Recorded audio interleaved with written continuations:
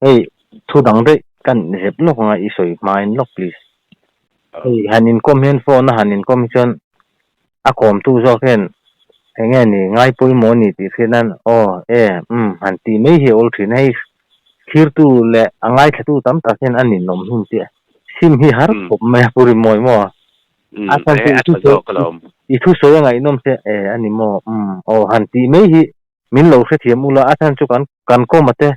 อีไอ้เงี้ยนี่ attention กันเป็นนี่ตีเสียนั้นอามาทุสวยดัลซีโลคันก็เราตีเจ้าอันนี้พนอีข้าตัวอินเสียที่มาไงล่ะชอบไหมสวยจังหมดเลยสร้างที่ส่วนตัวก็กลุ่มข้านี่ตาอินกเสียจุ่มขัดจูให้กันก็ว่าเฮียนินว่าเฮียนอันจีรีหล่นจงชินตากันสังชีแล้วเนี่ยจีรีกันตัวกันกันละกันจงแต่จวนเซเลมินผีนะแต่ในกันเชนมันมีป่าประคันในให้กันจงดูนะแต่จวนกันจนนะคะโอ้ยขามันนี่วางคันกัน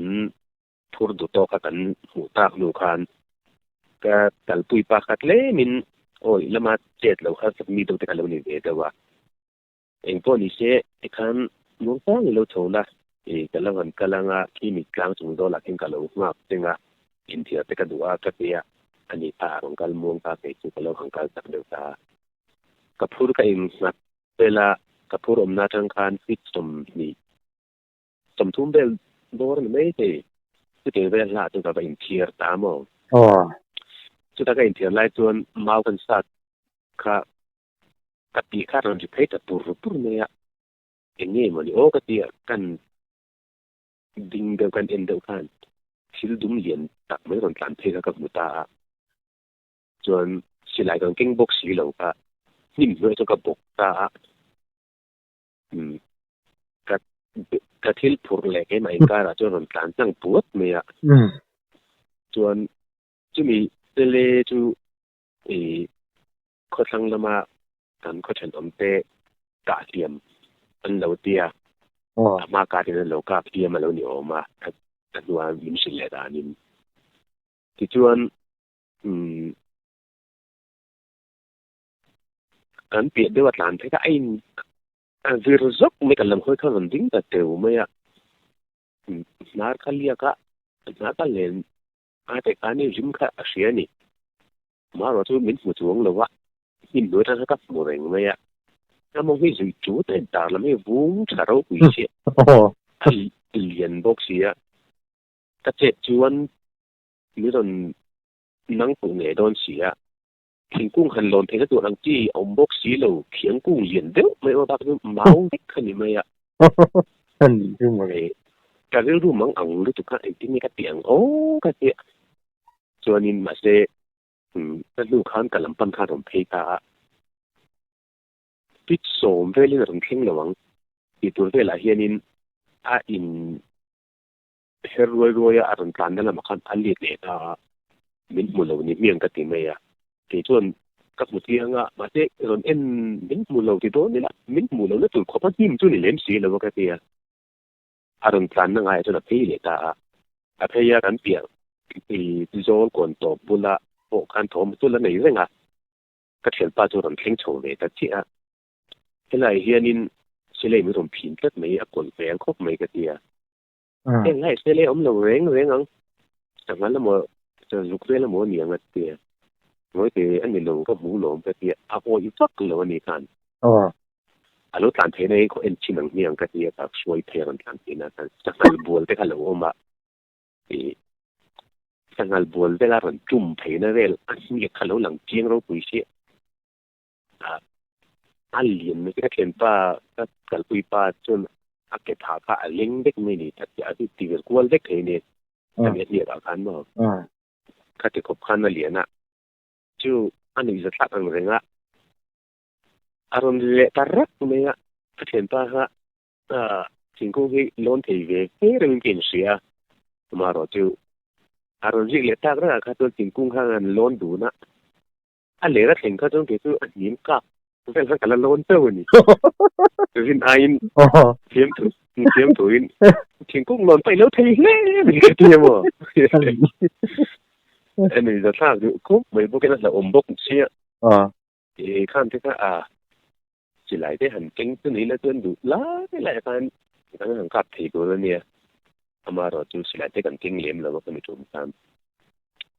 เราดูครบไม่ใช่เลยกินหน้าก็เดี๋ยวนี้เราผินตาก็จนยินฟูแล้วก็กันบานในเดียวบอกว่า อ๋ออันเราเลยเห็บเลยลูกว่าศูนย์นังมันนี่หุ่นลายอย่างจนมุนายเบอร์โพลินนี่โดนที่ตรงไหนตัวเราตัวเนี่ยเสียเลยผมจีนก็ยังมุนายครบไหมมูฮีอันเลียก็อัดแค่ลุกไหมวะอันเลียน่ะตอนนี้อีถึงป้าพ่อเท่านั้นละอ้อยเราจุยไปข้างล่างเนี่ยต่อป้าหมูอ้อยเราบกเน้นมูเวตังเงี้ยเสียลาวก็ตั้งตัวอันเลียกันสุดเจี๊ยในทุกสิ่งกูก็เปลี่ยนแล้วรวยไม่ก็เปลี่ยนป้าพ่อตัวเราเองงั้นเนี่ยเหลี่ยมเราจะว่าอินฟันในครบไม่บ้ากันเนี่ยกันอีฟิงก็ดีไม่อ่ะในครบไหมครับที่อินหันบีรัวอินเจดูมีอะไรวะค่ะเจ็ดเรานั่นน่าจะทิลเจหินละอันเบย์ดอกที่นั่นเนี่ยสายจนกันเพื่อกันก็จะรอทิลเจเลยเพื่อยันมุทัยอันมีที่ฟิงรู้สึกว่าอีเจดูมีอะไรวะใครฟิงเจเราตาละก็ไงตัวมีฟิงอินเจนังเอ็มโอ้กันอินเจนังเอ็มตีแต่พอ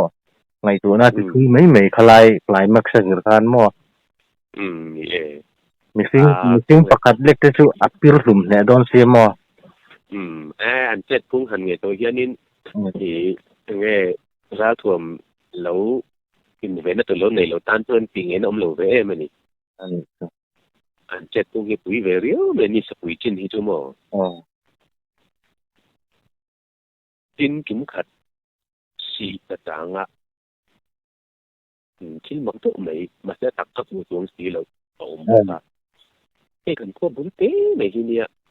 ควรมีจงเกี่ยมาตรงนี้เดี๋ยวตัวจงที่พวกกันเชื่อพาไปตรงที่ผมเรียนที่นี่ตาที่หันที่อาโปที่บ้างไงตัดที่ในเลี้ยมเราว่าจะเตะอังเล็กที่นี่ตาสักทีเห็นนักเรา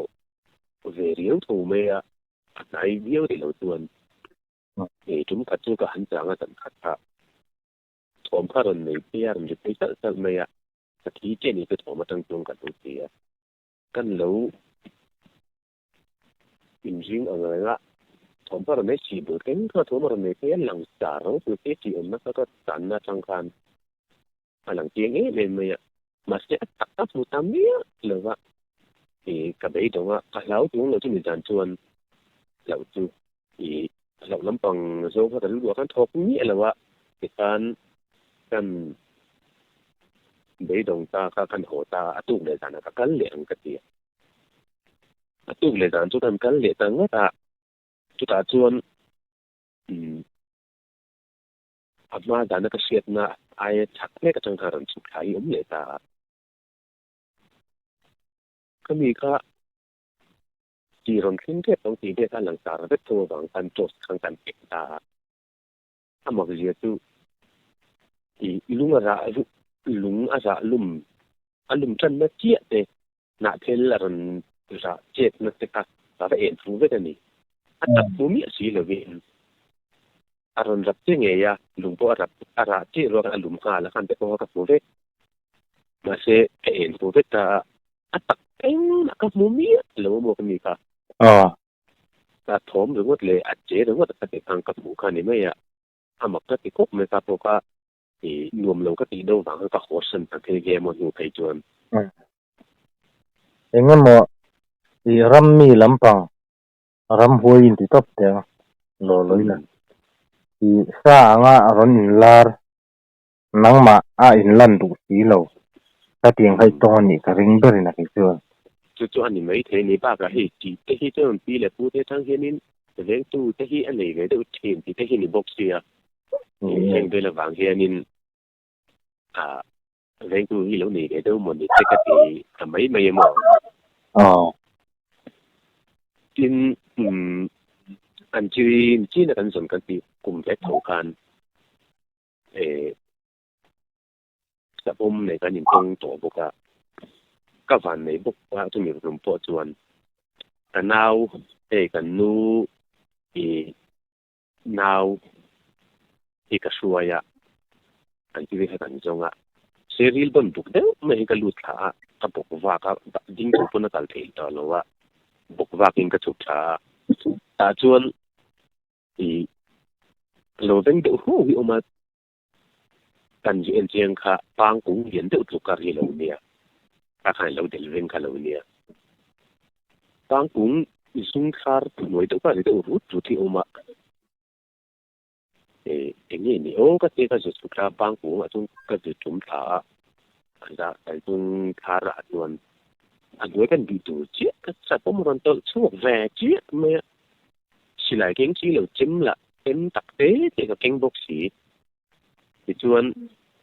orang tu so mi entering me kan kan chet ni om to tu si lo ta kan chet don to seril bona ko pa ka lu le kan ni me ya ba ka ton ti no mi lo ka mi ko ka rein en de ran ring me ya ali nang ring si ya ta chau leng lo ko me ya ma ro tu en ko ni ke min bai ni chuan in thai tu in kan ka ko ben ka seril ruwa rei fa ka in en nu kan ai này rồi rồi trong lòng con hắn chụp cả nó mẹ có phần này khóc mẹ có bị trùng gan những hành vi thế rồi đã không được một mai dưới lỗ bốc này chết hát đó nhiều mẹ là ông đủ khóc mày sao không thấy chứ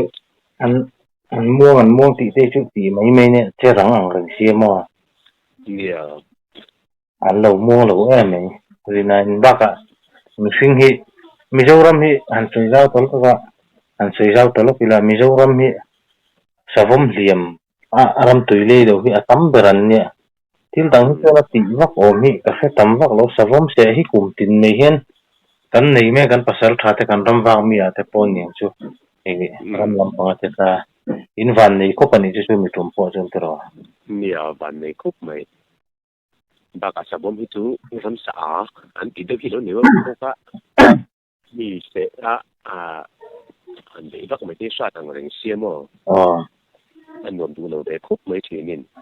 ทำสวยกันเนี่ยเราชั้นแต่โอ้ยมีเชียนนะเราแต่ผมพี่อะไรเก่งเราก็หันทำตัวที่ตัวมองอันนี้แหละพูดมวยหันนินจอดโชว์แหละแต่ใจเลยให้มีสลีมตีเวลาเห็นอิตาลีตัวเองอันสวยตัวเราจีแต่เจ็ดเชียนน่ะเดี๋ยวไล่เต็มช่วงมีทุ่มจนกัดเจ็ดเดียวกันเนี่ยที่เราว่ารู้เงินก็โชคดีจีตัวเราจีแต่รำลำปังฟิมไอ้เงี้ยมั้งทิ้งกุ้งหล่นพอหันเจ็ดชวนนะตัวเราจีที่เราเอ็นเตอร์จงตาเราเตียงจีแต่พอสวยเวกที่ตัวเราไงล่ะมินหันฟิมเลยแต่เจ็ดสุดเตียงนี่จวนเนี่ยให้กับอูเฮียนกันอูดาวจิงอูกับเด้อกับตูเฮียนสักละกาปาตุกมันกันช่วยที่มีจวนให้เขียนได้ดังก็มีสอนได้ไล่กันเนี่ยกับปูมาได้จากที่จะเก่งการนี้ที่กันเราเสียแล้วกันช่วยเสียแล้วอันนู้นการนี้อาทิตย์ก็พุ่นเหี้ยให้เดี๋ยวว่าพุ่นเหี้ยกันกลัวตัวกันง่ายเดี๋ยวว่าการดังกันเชียงต่อบิ๊กซีแล้วว่าอาทิตย์ก็ให้ละมาโป้มาเลยละมาโป้ขนมบ็อกซี่ละการมาสาวกันนี่ต่างกันที่โอ้ยลำพังการการนี่มวลกลางดุงลำพังการจะมีถุงจวนนี่โอ้ยก็ฉุกละก็ทิ้งซึ่งโปเบอร์เทระก็เรานี่ครับกันปกติอะไรพวกไม่ฉุนตาก็เกลิ่งสตาก็เกลิ่งชาปะขันสตาร์ก็จะบูนี่ก็ทางอาการนี้ทิ้งจรบุกเดียวโซนสิบปีอาการนี้ก็ปกก็จะบูว่าก็มาการเงินก็เทียก็เกลิ่งสาขาสังเลียมข้าแล้วบกข้าก็เล่นเปย์ซุกไม่สิระเฮียนอินแล้วบนน่ะทิ้งบกข้าก็วนเองนี่ก็ดิ้งจุดเนี่ยอัตวะมีไปตุ้มเหลวเร่งเลยเนี่ยอารมณ์ลำพันข้านี่การงานพัดเนี่ยก็มันพอที่ต่อสู้แล้วก็ตันเล่นขากันนี่บางกันข้ามีถุงพวกข้านี่จู่อามาตะข้าจะสีตื้อแล้วมีเหลว被列媒体啊，阿嘛他就是接了接到另个地方看，因被老波你媒体啊，佢咪同波卡啊，或者車表曲未波見，就冇嘅，就我們多呢沒，你啊本來嗰陣我們嘢頓啲啊，如果係嘅多啊，係水多呢，啲女實生都啊啲整個全數嘛，見白客頭都未而ที่เราอมชิมชิมอะที่มิชิงที่เห็นกันเราหมอมเนี่ยกันเสียดกันลูกฟีงั้นลงวางอ่ะที่เราไม่มีที่กันลูกนี่ตู้ชีนะทำจบไปจูหันฟีเจ้าจนเองมาลูกนี่เลยเราเราทำชีนะจุ่มขัดปอที่เราได้ไม่อามาเราดูเปียกมาเสียเราอมได้ไม่เสียที่กระตรงบกอ่ะกระชุ่มที่เรามันเรียกเวกาที่ไหนเกี่ยมันก็ออกมาส่วนกันอูนาวจีนกับอูปกติกันเทมีกันครัวไว้แม่ช่วยตุ่มที่นี่ไงอ่ะไว้แม่เจ๊ก็ได้นี่เป็นเรื่องจริงนะมีที่สั้นตัวที่กันคนละนี่มีที่ยิ่งใหญ่นั้นอังจีเขาบอกอัตราเสียงค่ะก็เสียเขามีค่ะกันน่ากันรูปเบดรูมบางอาเฮียนินไอ้คายอ่ะจะมีหลายตักตัวนินกันก็ว่าเห็นมิทีนะที่มีดำเหล่านั้นไม่ก็ไม่ยังอาหารที่ตัวก็เราที่มีแล้วทำตัวน้ำตัวอังจีค่ะกันเนี่ยมันเป็นปุ๋ยเล็กๆเช่นเดียวกับมีอินทรีย์หัวตัวกันเนี่ยส่วนรู้มากันรูดกันมุจีอะค่ะมีที่ใช้บทตักไม่อารมณ์เทนนุลไม่อะการชูซกไม่อะนี่มันนี่ก็ดีอะมาเจเทียนกระตบเลยบางอันกันนู่นเลยครับบางไอ้ก็ไม่ได้ใจแต่การกันนี่นะก็เอ็นเลยไล่ตะขันรวมเทียนเล่นมันเนี่ยแต่การช่วงไม่โดนเหมือนโอ้ก็จะรู้ว่ามันแล้วขบไม่ส่วนมีที่ชั้นบทแค่นั้นกันแล้วนี่พวกนี้นี่กินตำเหลวก็อย่างข้ากันกินบุญกันแล้วนี่บางข้านินรู้ดูข้ากันทุยตัวหนังเลยก็ได้แต่ส่วนกันโทว่าที่จริงรู้มาช่วงนี้กันตุ้มเดียวว่ามาเราจูนี่มาก็บอกว่าเราเรียนว่าจุกติอ่ะถ้าจะลูดเลยอ่ะมีที่ใช้บทอ่ะถ้าจะเตลตาถ้าเห็นนะถ้าจะเรียนเดี๋ยวไม่แค่เรามาแล้วนี่ก็ถ้าการเราจิตเช่นเราดีก็เสียแล้ววิลาตรงข้าพวกข้าเราเดี๋ยวอัดหัวเทียนที่ก็เทียม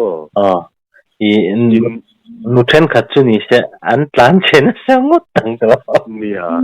หลานเสียเรื่องนี้ก็เรื่องจุดนี้ก็ติดชินจูมีนะจุดนี้ต้องจุดเปลี่ยนแค่เปลี่ยนจูอันเนี้ยเราคุมไม่ได้เป็นอาหารเสียน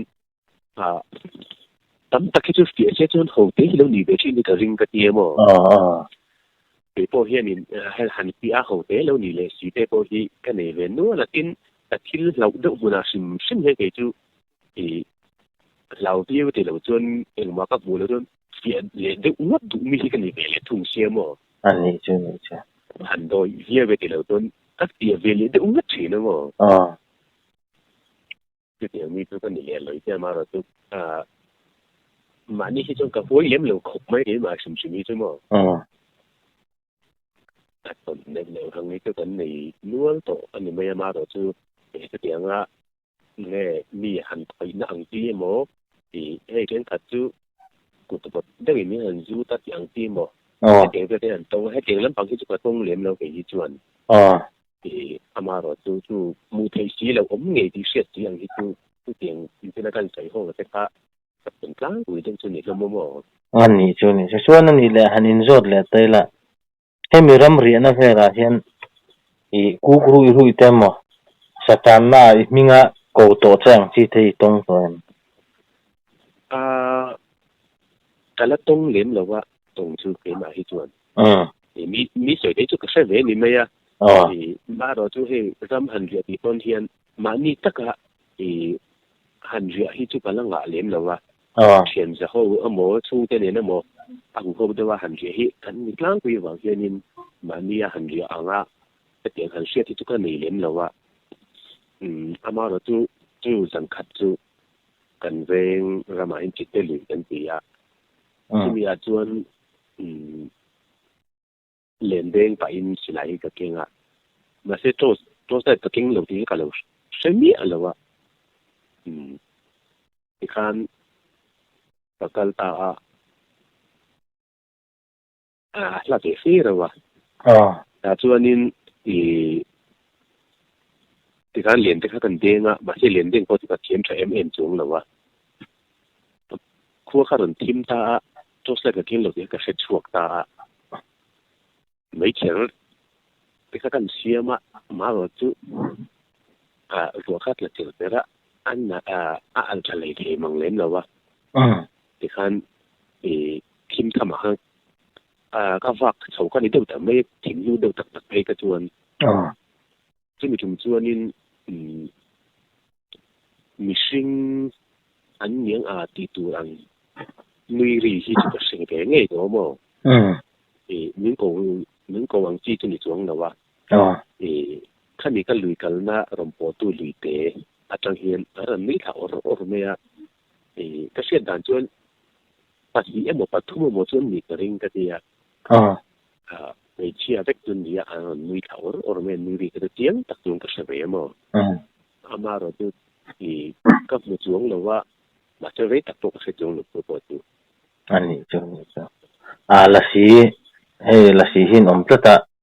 เองจะพอเห็นอันรอนเฟียเวทเช่นนี้อันเราหูเรื่องจะพอนี่เทมออีเฟียตกแล้วจะพออย่างเงี้ยโทมันหันนี่จะพอนี่เทนี่ตรอเนี่ยที่เวทให้ตัวเนี่ยมาเราคืออันนี้เนี่ยเราพอจะเตียงแล้วต้องจะหันตัวแล้วมันหันบุหันเสียที่ก็หนีจุยเลี้ยมแล้ววะหันจุยเลยที่เช่นนี่เจมจูจวนในจวงเราอีกันกันเจมเนี่ยเกี่ยวกับดูงานลำพังทางการว่าเกี่ยวกับนินถมเพื่อกระเช้าจุยงานคันนี้ไม่ยังมั้งที่จูเราประคัดเลยจูสักทีให้จุงส่วนนั้นตีเป็น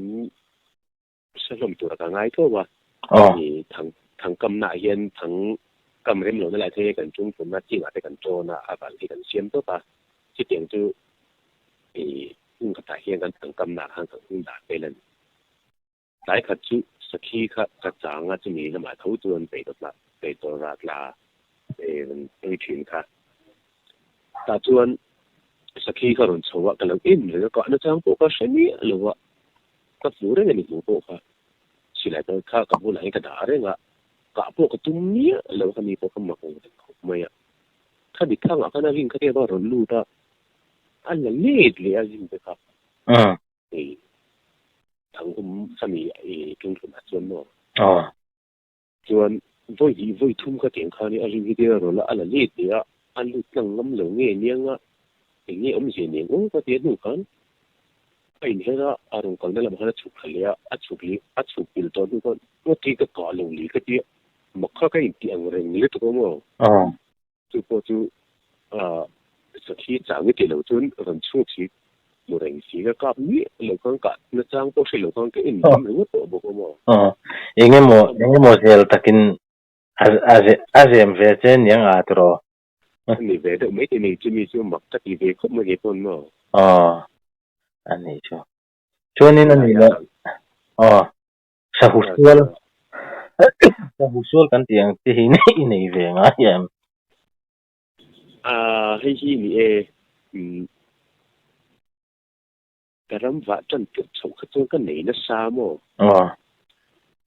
สิหลายกันเป็นส่วนจนเกิดสงครามถ้ากับตัวได้เจนมาสิก็ที่นี่ผู้ชกก็ผลิตก็ไม่เติร์ดผลิตเลยลูกชิ้นนะโมอันนี้จุดที่ส่วนนี้ก็กระรำว่าสิ่งที่กระจงกอมเบชิอันนี้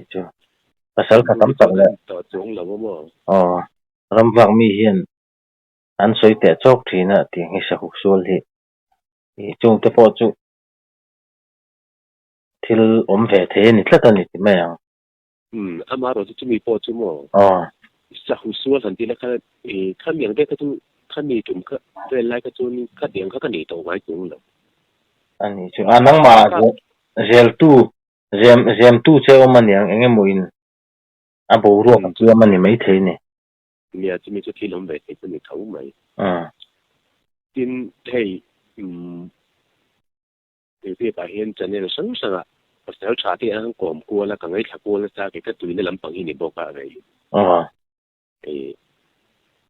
มีฟ้าที่อันหลังหัวที่ก็ดีอ่ะอัน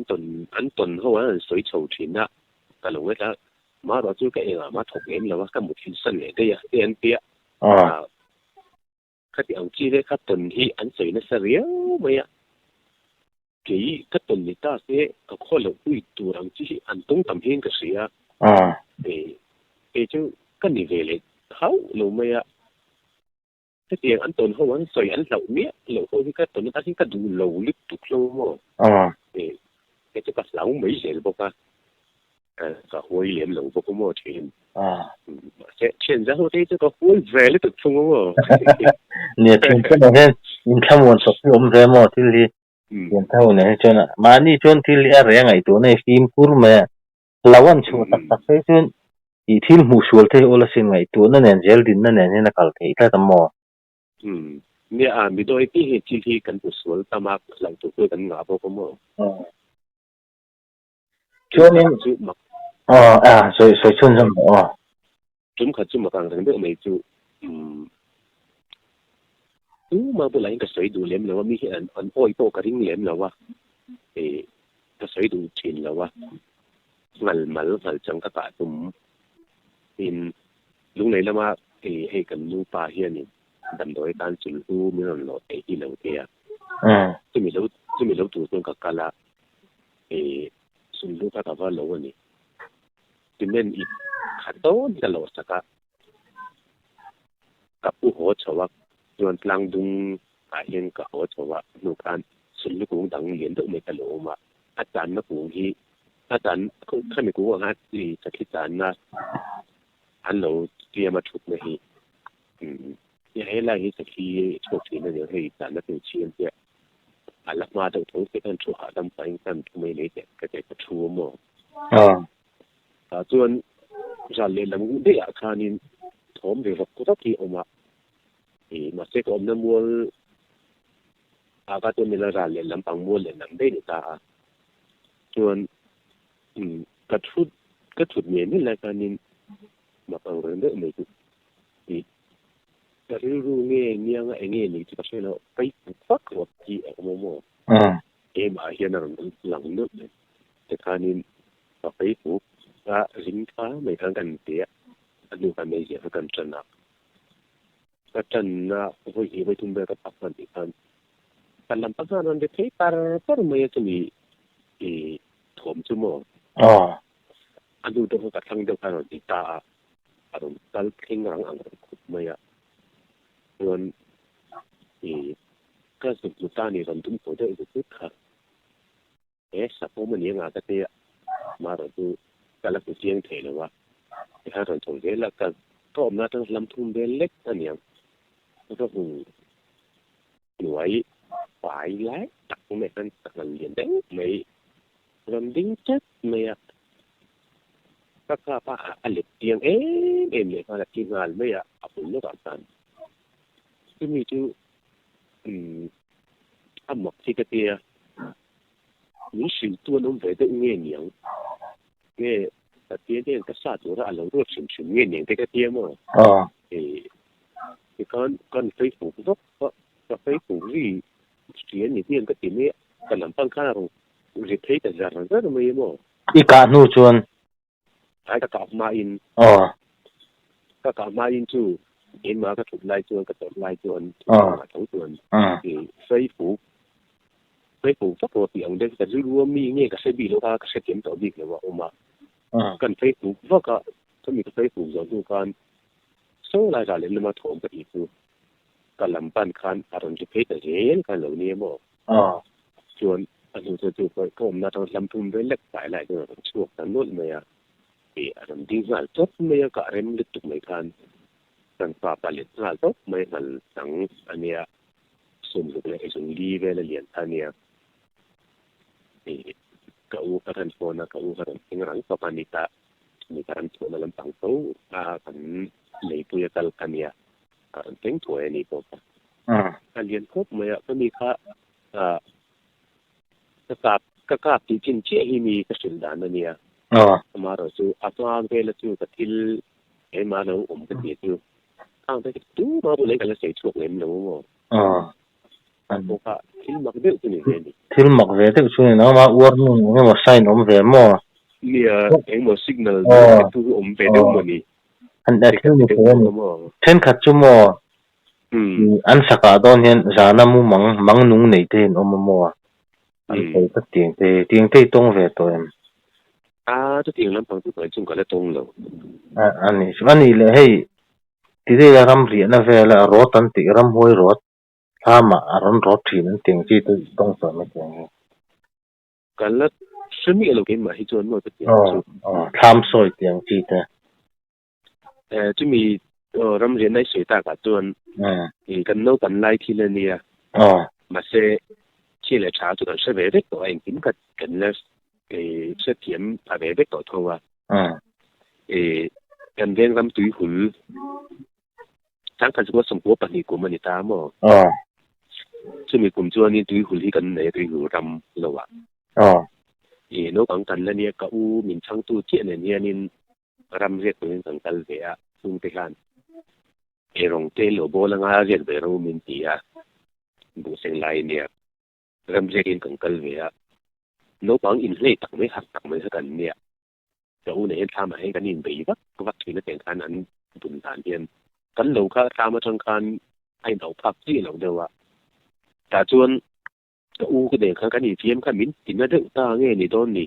ก็มีก็จับตาโม่ก็จะวักท่ากับจวนนี่ก็ว่าช่วงที่เขาก็เหลาท้องไปเดี๋ยวนี้มินเขมกับบางดูตัวหลวงบิ๊กซีเราก็มิน水垂单呢，他们会引帮个留些多的你看，帮落去缅甸啊，所以就这个跟他们帮下，决定先空特咩呢？from 向天，上来都得演个书都得，from เฮ็ดกวนวักไม่หมดเขามีค่ะกันปฏิกันตับจัดที่ไหนกันอินโปมอะไรเหล่านี้กันจับปูไม่หมดกันจับถึงกันตัวบกสีหรือว่าข้าจูมาครบมันนะหมดทิ้งได้รันหัวตัวเองหมอมจงสีหรือว่ากันทำค่ะอารมณ์เหี้ยเงี้ยจะมีที่จุดนั้นเสียงให้กับเนี่ยพวกมันได้แต่พอให้กันแล้วใส่ดูนะมั้งมักเลยพวกมันจะมีค่ะถ้ามีจุ่มการจูรำหัวอินบางเราเฮ็ดไม่อย่างมีที่เนี่ยใส่ถุยนะครับแต่ก็ในคนตับจีเขาต้องเข่งกันนึกไม่มั้งที่นี่เทนี่เจลดินนะก็บุญนายแล้วอะไรแต่คนเปเทมอกันหูเทสีกับหัวฮันสวยแต่ไม่ละตุนลายก็สันติงกันเตียงจีเทพอวิที่หมอกเด็กตัดกันหูเทสีก็ทอมจุ่มเสถียรซอยเลยกี่สมอเตียงคุณนายก็น่ะพวกน่ะเวทัดไม่เตียงคือวันส่วนตัดเทระขาหมูค่ะเทบีกลัวมีสิ่งอะไรที่เราติดข้านี่วางขนาดบูเททัดไม่ตรอกเตียงก็จูสามจุ่มเสียมเททัดแต่ไม่เว้จะมีนี่头主人就他们เห็นนี่头主人การค้าขโมยเลยเดี๋ยวตามดูการถมไปตัวเราดูกระจวนกันอุ่นเอาจวนนินกันข้ามทั้งลูกค้าลุยคันนี้กันไม่ตุยจะตัวอย่างกันเดียพลาสติกกันเก่งกันทุกกันแล้วก็กระจวนแบบจีนที่อากาศข้ามกันไล่จูเลียตุยคุระตุยกันจะตัวแล้วจะกันข้ามปอหลังพัทวะกันข้ามกงขากันหลานโน้ไม่หมดเลยอะไรดอกไม่ข้าก็จูต้นขานินรัวละให้จัดก็มอจัดชุ่มพวกกระทุตังที่เนี่ยต้องริงจะเสียด่านแต่มาคุบนะครับพวกจูจะมีนี่เด็กจนเนี่ยตามกันแล้วดูก็ไม่กันแล้วโน้ฟังดูพวกถ้ามีกลุ่มพวกฟันอันนี้เลยให้หลังวันศุกร์ที่เราศุกร์ที่เวลาให้รวมข้าวสารอินทีเสียขานมัวแล้วทิ้งถุยตาเสียกี่ตัวอินทีเรื่องอะไรไม่ทิ้งที่ตัว给你进啊，但是做你安迪你都连了哇，伊跟做路都做，但做安都杀停了嘛。老弟，安我们这给嘛你做跟地都连了嘛。安尼就 mà sẽ cái chứ cái thì ngắm lỗ bol ba cái này lệ trống lỗ cái khang phong khăn nó anh đi cái chứ cái yang đâu cái này cái đôi lúc tục cái gì không ama yang cái này còn phía tiếng alo chuan ran lampang hei thla ai kan ti hi mizo upai nan soi chuan ar kai den zana ar var khaya tlung voi thum zo chuak thei chu mi huai sen takani an ti thina he tiang hi ataka tong he kala selem lo ke po hi kan soi zau du na mai chu i thai kan ti te awm tak tak ni hen ka sia ke po hian mo he tiang chi a hian han soi turang chi hi i seve to en nia hey mi thi tian omang chi hian no ai hẳn tí chú đang tắt như là hết khách chập anh tiếng tí chú với tí chú cả tông tổ mà thì mà thế ai ăn cho anh tiếng đầu tiên thì nó tiếng tí chú phải là tông là thì chúng cả chú cần in ra trong vắt là hiện in mình đâm là nó mà in là hiện cần ôm mình cần u nào in cho anh cần cùng thăng lắm bằng thì hi ngô răm tuổi mình sao đấy ta terangkan atau cap taham ya missing cap cek kan ini kan orang lu dengan internet ini tengah kan guna kan tan juga tu kita ni kan dia kan kau terangkan kan ini tengah kau tahan kan tan suap tani masih kalau lagi orang si lu mo adu pada kau kat lu bela atau kata tu dam lu botu tu kat tuan macam so kan ta boleh jadi tu rắm rúa ya công quỹ đông à thấu khách chập bên miền suy đó chập linh sĩ cầm binh khi cái hồ ba cái bạc khan lão thấy lúc tục cái này tuồng là tôi打破chuẩn mà đó tôi anh làm lâu tôi cái thâu cái binh cái hồ tung khang là cái binh hồ lệ cái thu bùn lên ari cái sự đang cái ring đang cái ăn ngái rồi mấy mà tu cái tông về tổ bộ cái tu thật khá ai lắm bằng anh đâu thì ăn rồi thì về đâu tu này thôi tu cái tuần đâu tu này mấy là cũng về đúng ta hào tan chuan mo nè tin tu lâu tu bạc hạt thì cần qua mấy thiên ông thấu hiền thì lồng lắm bằng thì có chẳng lắm bằng này nè thì có cả công in cả bộ na dấu côngกันtiếng tắc tắc càng đi ta chúng mình cho nên cái buổi suy hay mình cho nên cái buổi suy cái gì ta mà chúng mình lại chú chuyện gì na bảo hiện cái in lo hiện cái en goal chuyện na tiếng kan chú hiện phải trang đặt lại cái cái dòng số call cái hiện cái kan anh làm giống chuyện na vì thì ní đặt mấy hiện in đặt rất mấy cái lạc lọt đó xí mấy thì khăn ông bốc xí chuan đặt tôi lại thì cái cái dòng của ta thì khăn lâu ngạc là dòng tụi nó còn căng ngà lăng thêm một phần na và lâu ngạc ta tung làm một trong na còn chấu đó na dòng tiền mà khăn còn liền khăn chuan dùng làm một trong khăn tu phá khănอีกการตีที่ชาวบ้านก็มีกระทั่งหอยทั้งลูกอาชังคันชื่อว่าส่วนเที่ยงต้นเนียนกระเทียกับพระพยากงหังกับประดาค่ะคู่ตัดเส้นกับกงขันหลังจากแค่กะตู้มาลงกระบอกสีเลยวะส่วนอันดูเดวินเบงเจอรี่เนียนกระเทียจังเอลสาแค่กระซาทำบุญเลยกระเทียมาแต่ทางเรากลับไปกับเรามุ่งไอ้เมียถ้าส่วนตีที่ชาวเลนบอร์บอร์อันตรงปกติเยี่ยงthì anh sẽ tiếp tục khai trên châu muốn mà đâu sẽ tiếp tục cái này mà thế rồi thành thấp bị thì tiếp tục xí rồi và cái thấu lẽ cả cái em lẽ cái áo vắt cái này miễn thuận tôi làm liệu đầu căn kia mà thế miễn thuận tôi làm bốc xí rồi nó thành trong nghề bốc xí anh lúc đó có thật như về là đấy mà cũng cả lòng mua trong tôi làm áo cả rồi thì cái chỗ ta tu phải là làm tiếng tổ ta mà thì mình có tu mình kiểu như thấu cái cái này bộ cái cái anh ngày đầu thì anh tu chỉ có ông về đâu nhỉ ngay thì thà lâu đủ đó nó nhỉ chút rồi你啊，就那种众筹啊，按众筹们来按就对得到珍珠，选得到个那个么？这边看你啊，按我们都罗马尼端的因，anh ấy anh ấy là đầm lai thaกันเปียงที่ไปดูนี่เนี่ยเปียงที่หันตอนที่เตอินลำปางแต่พอรำว่าจงจ้างแต่พอ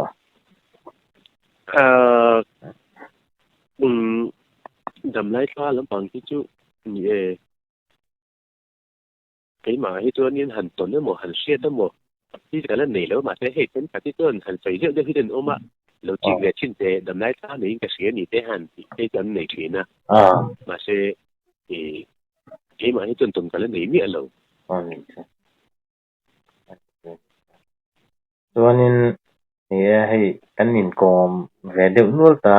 เองมหันสอยดูสอยไม่อังที่เตะถ้าเปียงที่ข้าอีลันเนี่ยหันสอยดูที่ข้า这边啊很水咪因為水到就咧抌聽啊嘛咯都這邊因老因個水落飛你落飛多年水做仲未做啲雪條嘛好實嘅因คนเลยนี่แต่เลยก็จะเรียกเสียเราเป็นกันลูกนี่ต่อตัวว่าจะมีลำตัวดูตัวใจแล้วจะมีโลโซก็คือเจอเลยดูชิมปากกัดเจียวใช่มีเจ้าตัดสินใจแต่กลมนั้นสังเหตุกันในฐานะสาที่มีเจ้ารำชูว่าเฮียนินที่อันตรงนั้นเองเลยที่ก็โอ้ยเราพวกอันนี้เราว่าตัดเงินก็ต้องก็ผู้เอ็นที่ตัวนี้คือดิบตัวไหนเก็บผลกันง่ายก็ผมสักเล็กอามาเราจะแต่ที่ไหนอันป่วยฉี่หมักกระเทียมที่เรากินที่มีการปัสสาวะหัวเหี้ยอังกมหัวตั้มตัดที่ถ้าท่านจู่มานี่ชุ่มคุระเกินด้วยชาที่นี่นะอังกมอันหัววิวพอเห็นมานี่เมื่อแต่หุ่นกินเยอะแล้วหมดเรากินหุ่นได้ว่าหันนมเตี้ยกันป่วยลงเยอะที่กันเช็ดพวกเราดูเวรียวชินเวกระเทียที่ไหนจะเตียงเวลาเหี้ยอันนี้คือพวกเราเล่เลยก็ถูกเราส่งก็ถูกเสกแล้วติดฉีนมั้งส่งเวลาจะกันสีเลยดูไม่นี่เชียวให้ผู้เรียนมวยคมนะหุ่นชักไม่มินเปียไอตอนเสียแต่อะไรนมกะทิไงชัตุแต่พออันเป็นฝากอะไรเงี้ยจะตีรู้แล้วเราจะไงชัตุแต่นี่เราเสียมูละที่ทั้งเทปากันเนี่ยโอริโกดนั่นที่กันในชัดลกอวังเห็นอย่างนี้มาเป็นเชิงปากแต่เรามันนี่เป็นอะไรทางนี้เราเทียมฟ้ามาจินจะตีว่าจนผู้เรียนมวยอีจงอารมณ์ถูกกันหันสวยนั่นเลยดำเจละเราคือเสียรอดูสักนักกันเจ้าเลยกี่ตัวกันเราไหม